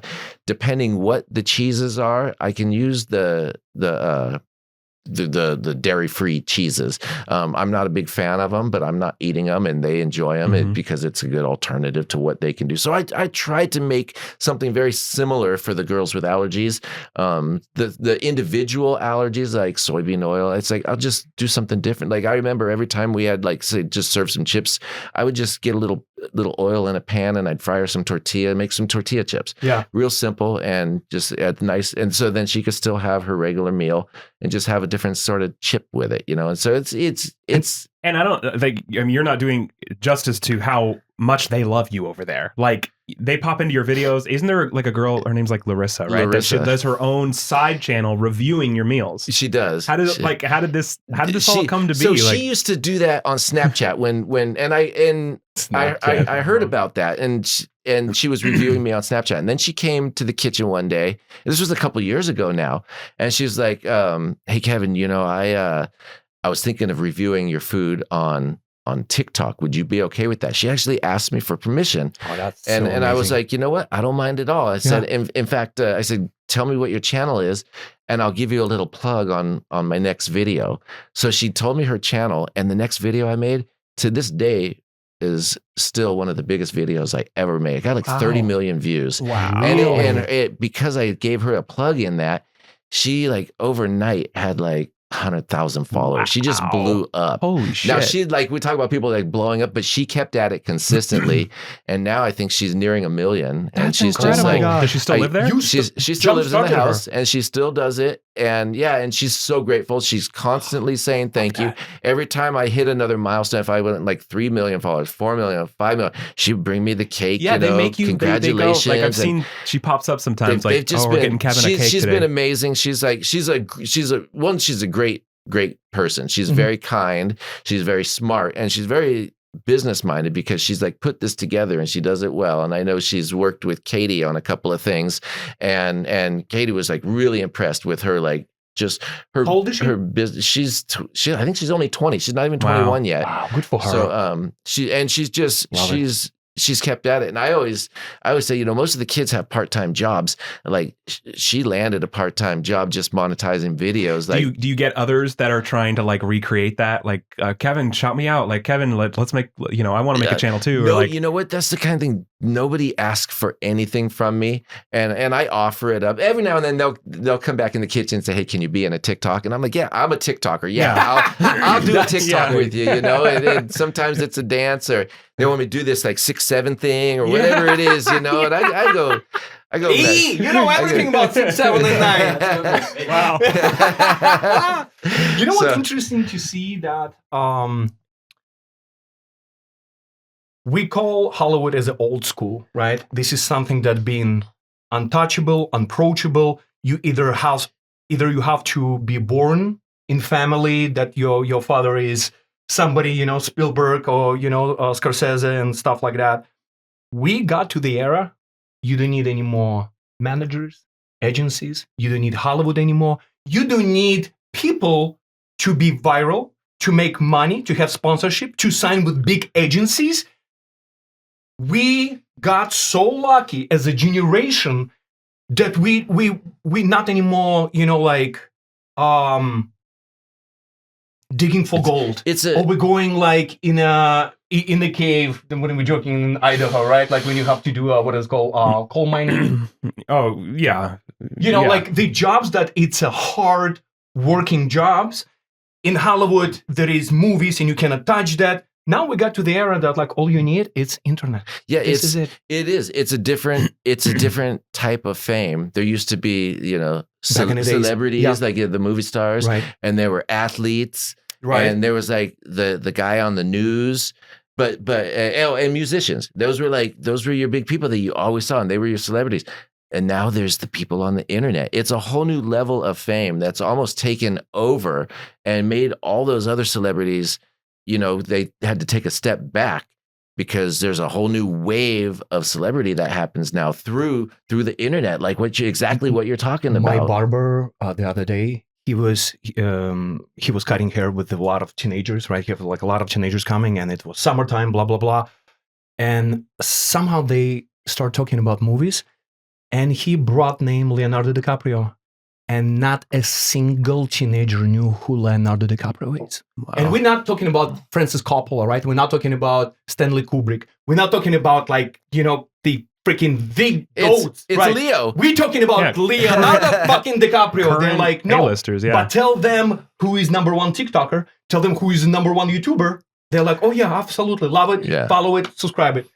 How has the TikTok fame reflected in other parts of your life? Like, because I saw you've done some news interviews, you've done so. Like, how has it spiderwebbed out from your channel to do other things in your life? This year's just been incredible. It's been the best year. This is what I say. It has absolutely been my best year. When I said I want to be TikTok famous, I didn't know it meant this. Like being here with you guys. Right. A month ago, I was in New York. I was on the Today Show, and when I went in there, that's so cool. When I went in there, they told me they're like, like J-Lo and Pink, or they named a couple different people. They were just here last week. They're like, that meant nothing to us. They're like, we are so stoked to see you in here today. And it was like, that's a weird thing to hear, you know? Right. And you have names like this last week. Yeah, and I'm like, how can you not be excited about J-Lo, but just be super stoked that Kevmo's here? You know, it's like that. So I didn't quite know what I was saying when I said I want to be TikTok famous. And now that I guess I am. It's just been an incredible journey. It really has. And just the people, I say I have the best audience out there. I mean, my fans are the kindest people. If one person says something bad about me, 100 of my fans just like gather on that comment. We say the same about our followers. But yes, I know. Isn't it just incredible? It's the most amazing gift. And you don't even have to fight back yourself. You just you just say as much as I want to sometimes. But no, we say the same thing. We would not be here without our supporters. We call them our squad. And it's the same thing. It's like you just keep it going. And we sign. This office used to be our main office where we live stream and did everything in 2020. A couple of months later, COVID came, right? And we just signed 2-year, 3-year deal. 2-year lease, like 8 weeks before COVID started. Right. Which is a little scary. So we started live streaming through Monday to Saturday, like 7-8 live streams a week. We spend years with our fan base, squad, Thanksgivings, birthday, Christmas. So many people on the internet are lonely. So many people don't have fathers and mothers and sisters. Do you know how many, like back in the days before I met this Goomba, and I was like, just being immigrant, and I know that the only 5 nights a year I can make a little bit extra, it's holiday season. And on holidays, I will be lonely, miserable as fuck because I have no parents, I have no wife, I have no girlfriend. Like you cannot even afford a girlfriend because like all your money goes to your immigration lawyer, pay your rent, and send money back to your country, to your family. So I genuinely freaking hate holidays. Until we got closer, we became friends. We started doing, moved in together, put the first Christmas tree together, became brothers and friends. And that's exactly our evolution with our fans. We know their sense of humor. You talk to them every single fucking day. Yeah. 365. They made us. The majority, we're going to give you a tour to the other office. The majority of things that your eyes can... See, your eyes can. No, I was like, your eyes can touch. Can touch. Thank you. The eyes can touch. Squad bought it to us. We put Amazon wish list, and they're like, guys, what do you need? You need a desk. You need this. You need a computer. You need lights. You need they made us. That's awesome. And everything that we accomplish today with national television, with news, with whatever we do, everything stands the same. The whole reason me and Ashton here is because. And see, you guys are very humble, and you don't talk about. Speaking of humble, you don't talk the about face of humble. You don't talk about your journey. So that's why I'm here to make you guys talk about it because it's. This is about you. It's a catch up session. Well, so I just want to know a little bit, like how did you land this show on Fox Nation, right? How we did didn't this land it? Well, we did eventually. We did. It just took a lot. Yeah, I mean, half a decade. And we've been just. I mean, you worked for it hard, obviously. What was the turning point? This year, same thing. I mean, we've had a pretty steady growth on YouTube. It's never been predictable or it's consistent in the big picture, never consistent like on the week to week, I guess. But we were approached even way back in 2020 by a production company that, I think when we were starting to really find our footing with like confronting scammers in person and like taking our mission like on the streets and doing more like docu-series. Nobody done this before. We were only doing scam baiting in the sense of like phone calls and stuff for the first couple of years, but we always had bigger aspirations than that. And so, yeah, we really started pitching it in like 2020, got a development deal, and just, the landscape wasn't right. Timing wasn't right. It's never been done before. It didn't sell. It's a hard show to make.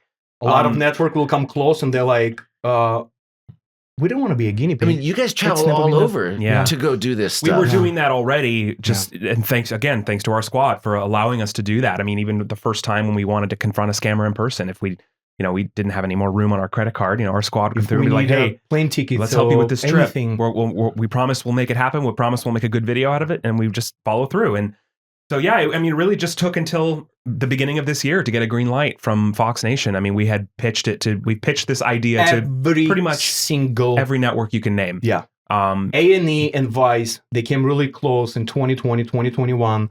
Lawyers got involved, blah, blah, blah. I'm so glad it did not happen. Yeah. Vice don't exist anymore. And we would not get as much love and promotion as Fox Nation. It was just follow through. It's just not. Fox came and they're like, listen to me, bitches.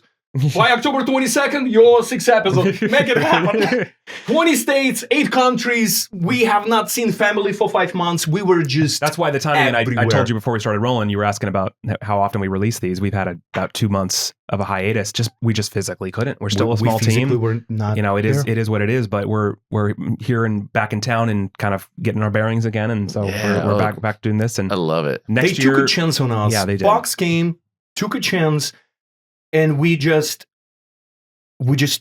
put everything. There are trips that lawyers would not approve. We went to Nigeria. We went to Spain. We went to Canada. We've been everywhere, and we took our own risks. We took our own we just loans. want to make the best show possible. We just want to find bad guys. Start working with law enforcement. We can talk about this. Yeah, that never been done before. Arrests, like law enforcement, start working with scam baiters like us, and it's just magic. Which actually, this episode of this podcast is going to drop on the same day that the finale of the show drops. Oh, what? Day before Thanksgiving. Well, that's sad. I know. That's good, but so sad. I know, we don't want it to end. No, it's not going to end. It's not going to end. Fingers crossed. People like you a lot of good supporting stuff us happening. and promoting with your friends. And Fox already see that we've been trending 3 episodes. We are out every Wednesday. And every week when our episode is out, we either number 1 or number 2 trending show on Fox Which Nation. is actually perfect that the timing worked out this way, that we're dropping an episode with a cooking celebrity on the day before Thanksgiving.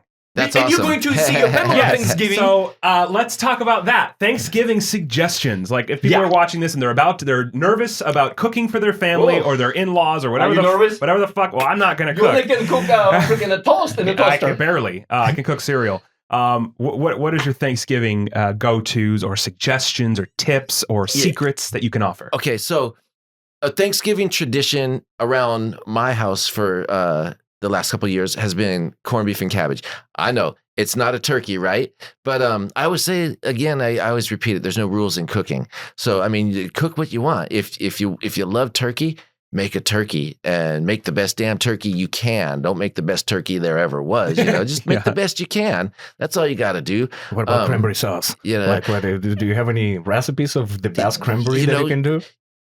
Cranberries, orange juice, and sugar. I mean, that's a great start right there. What? Boil them until they get nice and thick. I mean, you don't need a whole lot. My Cranberry's simple. Cranberry's simple. Holy crap! But again, it's like if you don't like it, or if you like something else, if you like a little cinnamon in yours, add some cinnamon. And it's just like cooking is so improvisational, which makes it like okay for everybody to do.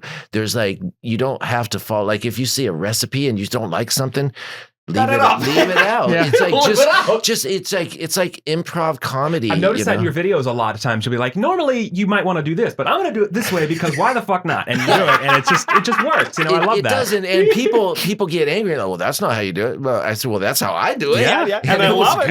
And I'm the famous one on TikTok. I mean, really, the only person we're feeding is ourselves and our families. Yeah. Right? I mean, if in a restaurant you're feeding a crowd, but I mean, generally people are cooking for themselves. Yeah. So cook to make yourself happy. It's.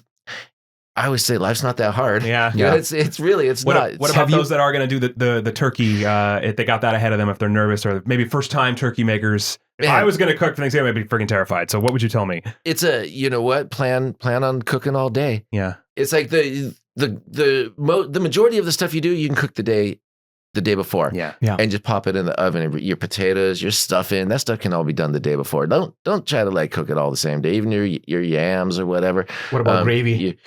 Gravy, you got to make the day of the turkey because you got to use the drippings. Yeah. It's like you have to make it fresh. And like when I was a kid, that's funny when you go back to like, where did I learn to cook? And so I used to learn from my grandparents. And I remember my grandpa, he used to take this, like, he used to make these roast these pork roasts with like they'd be all tied and they'd have the crackling skin. And that was my favorite part, to like break off a chunk of this crackling skin. But the cool thing was afterwards, he would make a gravy and he would pull the turkey out and he would leave the fat still in there and kind of simmer a little bit and add some flour in there and add his wine and add his stock. And he'd let this cook for like an hour and a half. And just like, it wasn't a quick process, you know, but it was like love that he was putting into it. And he'd taste it and he'd add a little bit more of something and let it simmer. And then he'd taste it again, add a little bit more something else. And it's just like, just getting it just right, you know? And it was just like, I could feel the passion he was putting into it and the love. And I could see like the attention to detail. And I watch him when he'd taste it. And it's like, well, it's maybe always the same finger every time, but it didn't bother me, you know? It's like, like the family genes. We're all family. Genetically. So, but it was like, that was like, so there's certain things that, you know, most of the stuff you can do quick. Some things take love. Right. You know, gravy is one of those things. Gravy is not a quickie. Tell us, please, about, especially we just been talking about, if you want to just dance on TikTok, you don't need any resources besides you knowing what you're doing, or maybe not knowing what you're doing and get viral. But in your genre, you need to invest money before you're going to get your money. So tell us, how often would you make a video and let's say that recipe that you did actually did not work out and you have to trash it? Did you have those videos you never released because you fucked something up? I did. And my biggest thing was forgetting to hit record. Like, because I would change the camera angle. So I'd film it this way, then I'd hit stop and I'd change the angle, but I'd forget to hit record again. And so I would miss out on key scenes. Yeah. And I would have other dishes where I would, you know, taste it and be like, oh, like I can't do that. But the majority, like how I started, I was just filming my family meals. Yeah. It'd be, I would get up and I'd want to make breakfast. So I'd film myself make an omelet and then I edit it and post it. And for dinner, we were going to grill some steaks and make some scalloped potatoes. So I'd film myself grilling some steaks and making scalloped. So I was like, it started out before I really would go to the store specifically and buy stuff to make a big thing. It started out me just cooking filming family meals. Which was like convenient, you know, right. very, very convenient. Anyway, yeah, you were gonna exactly. So it was very convenient. But when I actually did start, it became harder because now I'm buying ingredients, and I felt like I have to be a little bit more exact. Like I'm gonna make whatever it was. I bought 6 or 8 different ingredients. I just spent $30-$40 on those things, you know, and half the time you monetize that and make $20 back. And what would be your average budget when you do grocery shopping every single day? Do you know, like something like, all right, I'm gonna make this for this week, but I cannot exceed $50 or $100 per day? Like, what would be your budget? I never really worked with a budget because you buy what you need. I would buy what I need. That's perfect. It was like I didn't like to put a lot of restrictions on what I was doing because I'm such a foodie. Yeah. You know, one day I buy a loaf of white bread and some bologna and a bag of Doritos, and you know, they make fry the bologna, slap some chips on there, smash the thing down. Or the next day, I'm going to try to do like these cottage cheese dumplings. That was like an old family recipe that I learned from my grandmother. And I was like out there rolling out dough and making this big mixture of cottage cheese and bread and onions and all these different things. And all of a sudden, budget just goes bigger, bigger, and bigger. It does. And it's like, it's amazing. And over time, like now, the majority of what I do does come from the sorority house, and they fortunately do give me the budget to pay for all that stuff. Do you film every meal you make there? Every meal. Yeah. Yeah, and I just and I don't, so that I don't forget to hit record anymore.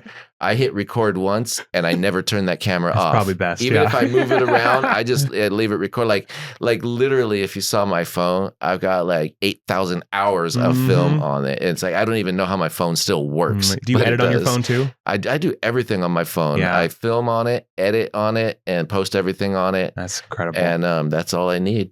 Kevin, do you feel? Did you have a fear in the beginning that you always need to improve and impress your audience? Whatever you did in the beginning, not gonna work, and you try to get a better, a fancier recipes. The pressure of that. You like, yourself. I cannot repeat myself. I cannot be, you know what I mean? Plain. I just like there is always at least like for every content creator, it's gonna get stale, and people are like, oh shit, why would I watch? I already know what they're gonna do. Did you ever had that stuff like that? What I know what you're saying, and I kind of fell into this little rut, like on YouTube when my YouTube channel blew up, is because for Christmas I got a bottle of Steve-O's hot sauce, and I did a video just tasting it and judging it. Oh, it's kind of vinegary, a little bit of bite, hits me on the back end or what. And I explained, and everybody really enjoyed that video. So I went and bought more hot sauce. Actually, so and then the other day, people started saying more hot sauce reviews, reviews. And one day I just got bored with it. And I was like, I'm not going to do any more hot sauce reviews. I've done like 25 of them, and I'm just like, I'm kind of over it. Yeah. And so I kind of it was hard fading away from that because that's what they wanted. That's what they were expecting. And I had to transition. And so, but in terms of like getting fancier and fancier, I always made sure people know that I cook everything. Yeah. So one day I'm making short ribs, and the next day I'm making a cheeseburger. Yeah. And the next day I'm making a salad, and the next day I'm making lobster tail. It's like it was like so up and down. Yeah. I was never consistent on one thing. I saw you did. It was so brilliant. You did grilled cheeses, which you already had my attention with, and then you cut it into little squares. Was it like a grilled cheese salad or something? I made them grilled cheese croutons. I turned them into croutons. I was like, that's freaking brilliant. I want grilled cheese croutons. See, and that's how my mind works. It's like I try to think outside the box while staying inside it. Mm-hmm. Common food just served in a different way. Yeah. So you don't have to rewrite the menu. You don't have to change everything. I just change a few little things, but basically keep it the same. You want to have a grilled cheese with your salad? I'm going to chop it up and throw it on your salad. It's like same thing. Mm-hmm. just served a little bit differently. What about what a treat? How did that come to be? Did it just stick? It just stuck. Yeah. I said it one day, and it's like it. And for me, I'll be honest with what a treat. It's like I like to tell this story. That's for somebody asked me one time. They said, at the end of your video, if you say every single thing is a treat, is it really a treat? And I tell them, look, it's more of a form of gratitude. I said, not everybody, and especially right now, and this is a time right now in our country when a lot of people are like needing food on their plates. This is like where this counts the most. What a treat! Just like it's a form of gratitude. Every meal it's like is a treat. It is is. To have it. Not everybody gets to eat the way I get to eat, and I recognize that. Right. So I appreciate when I like eat this food, and man, like wow, what a treat, And it's not like what a treat that it's lobster. It's like what a treat that I'm like you getting to eat right now. Yeah. And so it really is more of a way of just thanking whoever. 100%. Thanking my lucky stars for letting me eat this food. Yeah. So that's kind of where the what a treat comes from. I'm actually like big hot sauce. I love hot sauce in any form and shapes, except one chip challenge. Oh God. That don't even. I've seen those. That's just like a compacted. We did with Ashton. We on did it live once. stream. We'll never do it again. No, yeah, it's compacted. What's the word I'm looking for? I mean, it's straight like hot chili powder. Paste. Yeah, it was like what, like to Scoville, 3,000 or 2,000 Scoville, something. Well, it'd be in the millions. It would not hit you in the beginning, right? It's like, you can feel like whatever. The live stream was over. Heaven, what happened to us 30, 60 minutes later? I was on the floor on my knees in the bathroom, and I can hear him puking in another bathroom. I crawled to his bathroom to check on him. We were two wounded animals. Yeah, it was a disaster. It was bad. But I love when you, in one of the videos, and probably Steve, when you open the hot sauce and you obviously, I don't know, maybe you forgot or not, that the hole is big, right? So you just, you dump a lot and you're like, oh shit, that's a lot. Yeah. But hey, I'm going to bite this side. Right, right. Yeah, no, it's like. I was like, my man. Those are fun videos. And I try to revisit them sometimes, and they don't get as much attention now as they did then. I always wonder I could have kept them going. But, it was like, it was like, if you get bored of it, it's not going to thrive in long term. You got to do what gets you excited. It had its moment, and it was great. And literally when I did that, my YouTube got a couple 100,000 followers, and I was like, suddenly I felt like I was a YouTuber. Wow. because I went from, I had 10 or 15,000 followers, and I felt I was doing, and then I did that hot sauce series for a month, and it just blew up. And got that spike, got that wave going. Yeah, it kind of got things going, and I was like, that's what I needed. Now on to cooking and different things, you know. Okay, so listen to this. There are categories on YouTube that you can get your followers, subscribers easier than other categories. So I was watching one of the channel that hit 1 million subscribers, 6 months ago, and the person is actually either NG, you know, people who gamble for a living, and they will go to Las Vegas, and you will, like, you know, they're playing slots, or they, you know, whatever they're doing, blackjack, and they record.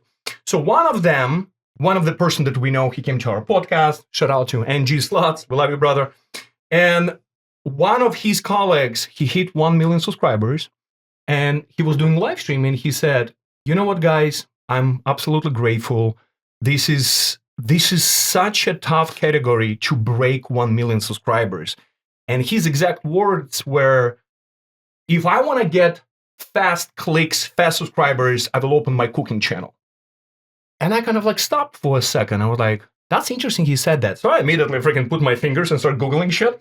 And I found out that 3 most fast growing categories, if you want to achieve on social media, including YouTube, are cooking, fashion, and beauty. And now you can go and you can see shirtless 6-pack guys cooking, being sexy, being smooth, making amazing, delicious. I'm stuck with you. Probably get a much bigger following, and I don't have to deal with you. And you know, you look at these girls will do, you know, like cooking in a bra or something. So, and you can see like gazillions views. And now we're meeting you, with you working hard, being consistent, dropping, so like waking up 4 a.m, making 2 videos, editing, post-production, and like non-stop hustling. Do you agree that it's easier to get views and subscribers in your genre than other genres on YouTube? I think it's one of the hardest genres to break through in cooking. Really? I mean, there are, I see people constantly, and they have good edits. They have great content. Because market is overpopulated. It is. And I go and I look at their page, and they have like 3,000 or 4,000 followers. I'm like, why aren't they blowing up? Like, and I've been following this guy for 6 months, and it's like I have other people that are like that I've followed for years, and they have 15,000 followers. And I'm like, what's the difference? Why aren't, I mean, to me, they're completely entertaining. Mm-hmm. And then I think it's a hard market, but I could be wrong, you know? But it's easy because everybody cooks. Exactly. And so it's easy for, which is why it's why don't you tell us, go take off your clothes, go cook something, come back and report to me how it goes. And report how many followers did I get. But you see, again, a lot of people, whatever they do, out of passion, or they do for money, or whatever they do, just, you know, jumping on a trend, you different with so many ways. You have a not only personality, you have this uniqueness. How many other Kevins do you know or look exactly like Kevin? None. -69. How many other shirtless dudes cooking sexy and spanking that bread like this on the kitchen? Another great idea for you. But you see what I'm saying? Like, you find your niche in something that it's an ocean of content creators that cook, that do stuff, but there is no Kevins. And I can't explain it. I honestly can't. Like I say, it all changed when I just decided to be myself. And maybe that's the difference. Maybe they're out there taking their shirt off, smacking that trying bread. Too hard, yeah. Trying too hard. Trying too hard. If they to just get the clicks. If they just like cook a meal and be themselves, everything could change. And my name is Kevin. 6, 7, 8, 9, 6, 7, 8. Oh my god! Yeah, it's the internet's a wacky place. It really is. There's like you just never know. Wow. How do you handle? I'm sure you probably have 0 negative comments, but if you will see any negative comments, how is it? I don't comment. Yeah. I don't rarely comment anyways because I don't have it. It doesn't affect me. Yeah, good. I learned. Well, you guys probably know this too. You gotta have thick skin to do what we do. Yeah. Oh yeah. And if I let every bad comment, I mean, I literally scroll over and or I'll tell Katie or I'll tell like Laugh one of my about friends, and they go and they'll comment and say something. Yeah. But I don't myself. I just like I go right past because sometimes the best response is no response, and that just boils their bubble. They just like I'm gonna get him good with this one. Yeah, and then nothing check happens. back tomorrow. He still hasn't commented. Check back. He still hasn't commented. Every now and then I might put a little heart next to it, or love it. Just that's it. But I don't fight them. Yeah. You're like, I'm too busy to waking up. Like, listen to me. The next 15 minutes that I'm gonna spend my effort and time, I can go spend with people that I love, or just go to sleep earlier because I have to wake up at 4:30 in the morning and do this over and over and over again. So you can go and comment on my videos. I wake up sometimes, like literally, like I'll wake up at 3 and be, oh shit, it's too early to get up.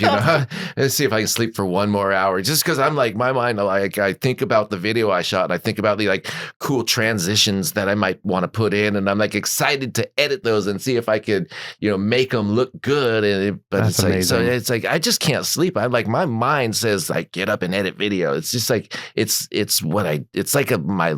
Well, it shows it's in the my work. life. You're It's what I do. thriving because you found it. You found the thing, and it works clearly. I can actually gonna give you one fun fact about something, how food actually influence the future. What's happening right now with me and Ashton having our company. When I get my green card, get everything, I started working for production companies. You know what my first ever job was in filmmaking? Naked Chef. Crafty, craft service. I will be from catering, but crafty specifically. And the only one position on set when you make a movie who has access to every single door. To directors, actor, executive producers. The guy with the food. And me with my personality, being weasel, being always happy. People, like, I have to wake up at 4 in, load everything, drive on set, and who do you see first when you at 5 in on set? You see Crafty with coffee. And I was like making a movie, and I never been the person like, I know this is not what I want to do, but I'm so fucking grateful. I'm an American. America always been my dream. My body was in Soviet Union, but my soul was in America. Like, I was born in the wrong country, right? So that's why I put my body and my soul back to America, and we united. So I'm in America. I'm in Hollywood. There is a like 20 million budget movie. It's 6 in. I know I'm doing job that I'm here as a content creator, not your barista, but I will give you the best fucking barista that you ever have. Right? I'm so fucking at 6 o'clock. They will got mad at me. Why I'm so happy? And I said, why would I not? Look at this smell of beautiful Colombian Brazilian coffee right now. I can talk to you. I can bring that coffee to executive producer in Hollywood and make his day. There's no job too low, right? Yes, I mean, you just absolutely. you thrive on what you do, and you do it the best, and that's how you get success. And my first ever acting job came thanks to Chris Falina. It was actually because he started coming to Crafty more often, because he was like, this is the most positive, and he was like, I can breathe over here. It's my happy place. He gave me a role in the movie. Awesome. He called my boss and said, like, listen, bring another assistant. I want Art for this role, and I know this is his passion. And my first role ever in Hollywood movies was through food. That's great. Wow. There is That's always great. like That's cool. circle of. It all comes back It around. all comes back. Yeah. And when I learned everything from the beginning, and then getting promoting, second AD, first AD, producer assistant, then showrunner or line producer, I learned everything, and we're already doing things with Ash. And I was like, Ash, fuck all of this. We can do it our own. Let's open our own production company. Like, we know what to do. Let's just do it. That's great. See, that's cool. And that's what it is. It's like you took pride in what you were doing. Oh yeah. And you have people to. see that, and they know that, like, if they put you in a movie, you can take pride in that, no matter how big or small the role. There, your personality comes out in your work, and that's huge. But and also, there is nothing, unless you such a high level, you would not able to go to give, like, you will walk to the room and you can see how executive producers don't even know how they're gonna finish this movie. They stress, they cussing, they yelling at each other, and you're walking in with a tray full of something like, pig in a blanket, right? Some bullshit. When you walk with you like, how you doing, my friend? What's happening? And you shuffle that pig in a blanket in one director face, and they all of a sudden they're like, oh, let's take a break. Food arrived. It's just food is awesome. everything. Food is life, is everything. Every dish tells a tale. There's a story behind every meal. So if you explore that, I mean, it's huge. It's endless. Is he, Katie? Is he grumpy when he's hungry, or he's always happy? Please tell us. Hangry? Please tell. Let's have this conversation. No, he's not. He's not. I don't think Kevin gets I don't grumpy. think I've never so, seen yeah, I him don't grumpy. think so. No, it's like, what? Who's got time for that? Yeah, It's like, Also, don't let him get hungry. Yeah, That's good. Yeah, that's amazing. What is what's the future look like next couple years for both the new website, Kevmo's Kitchen, the TikTok, the YouTube? I know this is a big new chapter too with the website, but right now I'm kind of at work. I'm taking it 1 year at a time. So I don't have long terms. I'm working this year, so we've got a few more. Another 4 months, 5 months. I want to go through like I think the end of April. Like the school year, the school year. Okay. And then I'm done. And then like the year is over in a month and a half. I'm almost done with this semester, and then a few more. The semester is only 4 or 5 months, and then it's so I'm taking a little bit at a go, with school. I'd like to see where the website goes, where our merchandise goes, and eventually I'd love to spend more time concentrating on Kevmo's Kitchen because I want to do more lives. If I could get on there a couple days a week and do some live cook-alongs. I was going to ask about that because on your website it shows that you're going live in an hour and 20 minutes. I am. So what do you do? Like, is that on the same? So I'm not going to cook. It's usually a cook-along. Well, that's part of is I'm not going to cook. Okay. Not today because, well, obviously you don't have a kitchen. No, but I'm gonna do a live like just a Q&A. Cool. And I'm gonna tell some stories. I'm gonna talk a lot about this today and you guys. Aww. And we're gonna answer some questions, and I'm gonna tell stories and like prompt some questions. Talk to people about what their favorite foods are and see if they can tell me, and then I can maybe give them some ideas on different. Where do you go live? Is it going to be in your hotel? Social media, or is it on the website? No, I'll go. I'm gonna go back to the hotel and do it, and we're gonna we're staying right on the marina. So I was thinking of sitting out back on the patio. With the marina behind me. You'll be gone before this is published. Is it Marina Del Rey Hotel? Yes, it's beautiful there. Yeah, perfect. It's gorgeous. Yeah. So gorgeous. So we're gonna go back there, and we planned on, because we was like, oh well, if we're gonna be out of town, what are we gonna do? And I thought, Q&A day. There you go. We'll tell some stories. We'll answer some. His brain exactly like never our stops. brain. Yeah. People want to ask questions. They always have different and where online though? Is it public or is it on the website? No, it's only on the website. Okay. So it's only for people who another reason to subscribe. Who subscribe. That's exactly it. That's awesome. So that's one of the perks that you get. There you go. I have one more question. I now you have to go. It's actually perfect timing. I promise you. I can't believe it's almost 2 hours. Really? Yeah. And that's the reason I asked, just to get an idea, because I wanted to do that live today. And I was like, we'll just plan it later. I want to do a lot. I wanted to at least have the 2 hours if we were going to use it. Obviously, the time flew by. All right, this is my last question. We'll find our ending here. Question. All right. We talk about your future. We talk about what's happening. Which celebrities, influencer, or maybe Gordon Ramsay, with who you want to collab and with who you would like to maybe do something, partnership, collaboration this is together? A lifelong fan here of Emeril Lagasse. I love that guy. I just love his style of cooking. If you ever watch, like back when he used to have his show and have a few people sitting there, and he would just like take his spice and like bam, just like a handful. It wasn't a teaspoon of it, It was like, and if he'd even say, if you want it hotter, add more. You don't want it spicy, you don't have to add it. And it just like that stuff all resonated with me, and it just like so someday, if I could sit down and break bread with Emeril and maybe even cook a meal with him, I think that would just be amazing. So that's something I think that's very not out of reach. No, it's not. Especially with everything you've accomplished. Name us top 3 chefs that you either been influenced or you looking forward to work with. So one, you already said it. The other two, please. Oddly, I've been trying to get Gordon Ramsay's attention for a long time. And I think, people are scared of Gordon because he yells at everybody, but I'm not scared of Gordon. I work at Hell's Kitchen for the season. From everyone I've ever, I met him. Nice guy. Yeah, everyone I've ever talked to that's met him has always said like he's mean on TV, but he's a really nice person. Yeah, he's a really nice person. I've been trying to get I've given him a shout out in lots of videos.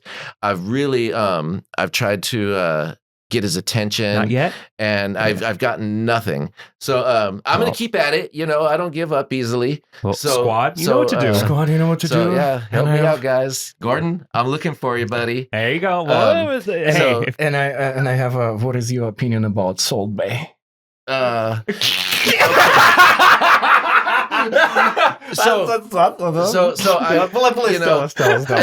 funny you say that. I hear people say, he wears a glove and then sprinkles salt right down his forearm there. And when we were in New York, we went to one of his restaurants, not knowing it was his restaurant. It was we went inside and lo and behold, there's a giant picture of him up on the wall. I'm like, wait, Salt Bay's place? And it wasn't real busy. Yes. And, I don't know. It's overrated. Jesus, a $600 steak in a lot of places is actually covered closing. in flavorless gold. Yeah. I mean, I have no desire to cook with that cat. Yeah. But there is one in Las Vegas, and they file for bankruptcy or something like they're closing. Yeah,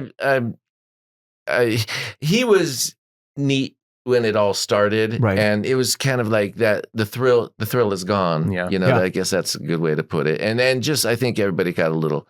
It was like a one-trick pony. I mean, if you can only pour a handful of salt on a steak so many times. Mm-hmm. So have you talked to anyone from our Magic Circle days at all in the last? When's the last? I don't see. Last time I run into or chat online with Dean. Okay, Dean Hankey. Dean Hankey every now and then. He's still cranking all kinds of stuff out. I run into you remember Darren Carolis. Yes. I run into him from time to time, and he's not doing a lot of magic these days. He does a lot of concessions. He's always done a billion. And then Mike Vile is living down here in Southern California. If you remember, remember. I didn't know he moved here, but yeah, I remember him. Yeah, and he's has this really cool gothy He's always vibe. had that. He's always had that. Yeah. And does a lot of still does a lot of his cigarette magic. He's really good. I mean, he's Are you a member of Magic Castle? I am not. I've never even been there. I just about to say, have you been there? I haven't been there. I've never been there. Wow. No, we have to change these. Well, yeah, I was a member. I not since COVID, but I was a member for 4 or 5 years. Yeah, he will bring friends and family. We will go over there. It's definitely something worth doing once if you can. Yeah, I'd love to sometime because I still love magic. I just who doesn't? I just did without giving away any secrets.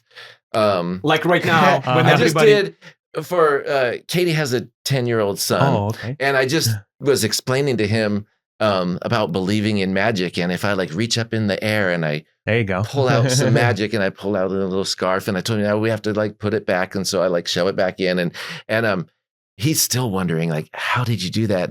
And the first thing he said was, of course, do it again. I mean, well, number one rule in magic, and never tell him because he'll think about that for the rest of his life. Right? And you kind of ruin it once you learn. You can't. Yeah. Really, right? So my wife still asks me when we watch something on TV. She asks me how it's done. I'm like, I'm not telling you. It's not fair. Well, that brings me to a question. I know I said it's the last one, but I have more. Wow, shocking. Okay, so the question is, how do you feel about other magicians, especially right now, being on social media? They will take you, or will take Ashton. They will break it down, your magical moment, and they're going to reveal how it's done. Do you like this new wave of, let me show you how he trick you?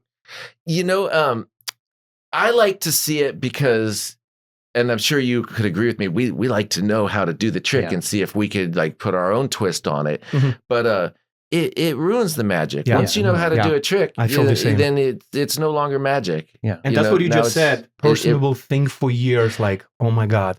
How anyone that ever asks me how something I did was done, or something on TV, or something they see, I always decline, unless they are actively pursuing learning how to do it themselves and Right. they have a genuine interest in it, no problem. I'll teach you everything I know. I'm not going to gatekeep it. But if you just want to know because you're curious, that's the whole point. That's why it's magic. Yeah, Mhm. Stay curious, and you'll think about it a lot longer if you don't know how it's done versus the exactly. alternative. That's and it's you. They don't realize how once you show them how it's done, they go, Oh, it's a letdown. Yeah, it is a huge letdown. It is.